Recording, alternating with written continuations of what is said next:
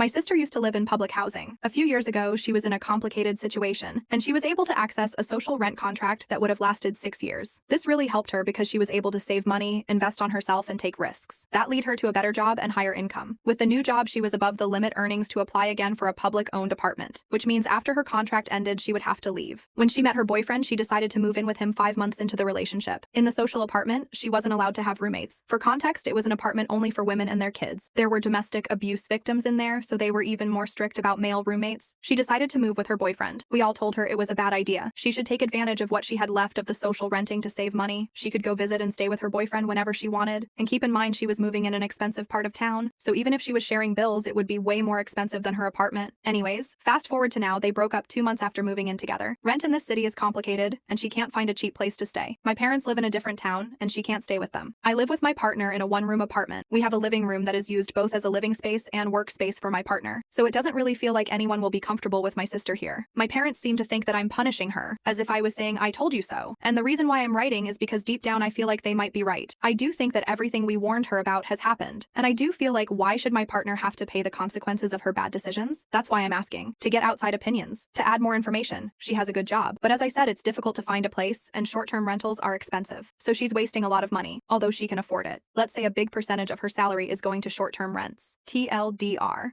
My sister left a cheap public apartment to move with her boyfriend of 5 months. They broke up soon after and now is asking to stay with me. I am not agreeing to this.